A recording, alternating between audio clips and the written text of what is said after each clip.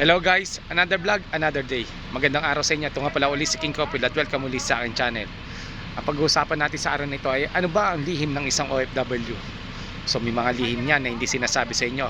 Pero bagong lahat, huwag niyong kalimutan mag-subscribe sa aking channel, King Copil nga pala. I-hit natin ng 1 million subscribers, samahan niyo ako. Tara, simulan natin ang video na to. Ano ba ang lihim ng isang OFW o isang Pilipino na nagtatrabaho dito sa Saudi Arabia? Madalas kasi naglilihim yan sa kanyang pamilya. Unang-una, ayaw nilang mag-aalala ang pamilya niya sa sitwasyon niya na anuman meron siya dito sa Saudi Arabia o sa anumang bansa na pinuntahan niya. Kasi ang katwiran niyan, nagpunta siya dito para sa pamilya niya. Kaya ayaw niyang mag-iisip ng masama o hindi maganda kalagayan niya dito.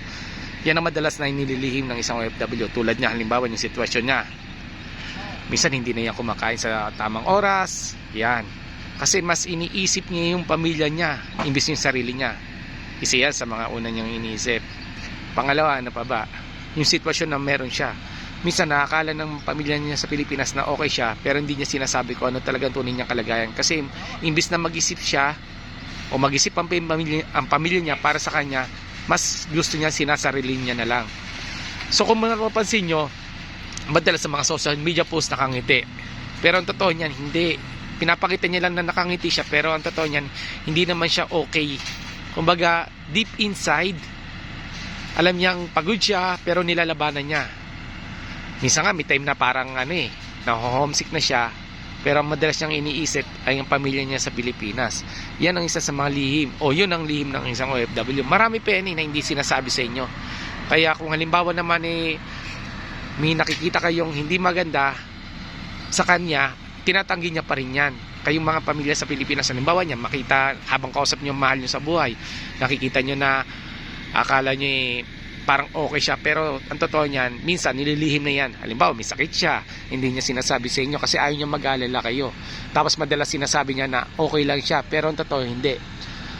Yan ang isa sa mga lihim o lihim ng isang OFW na dapat, kung tutusin, dapat niya sabihin niya sa pamilya, pero yung iba sinasarili na lang.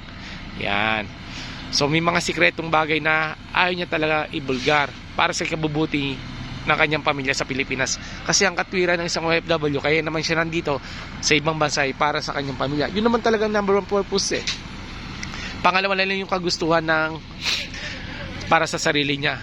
Pero lalo na yung mga magulang or may mga pamilya na may sariling pamilya na inaasahan siya ng kanyang asawa at mga anak. Kumbaga, kung bakit siya nasa ibang bansa.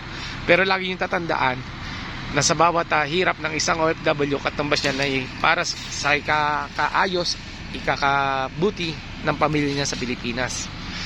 So yun ang dahilan kung bakit siya nagtatrabaho, nagsasakripisyo para sa mahal niya sa buhay.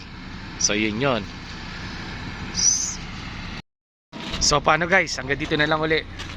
Asahan ko kayo sa susunod na video, pero bagong lahat, huwag nyo kalimutan mag-subscribe sa aking channel, King Copil nga pala, para maging updated kayo sa lahat ng mga iba-vlog natin, sa mga ginagawa natin dito sa ating trabaho dito sa gitnang silangan o dito sa Saudi Arabia.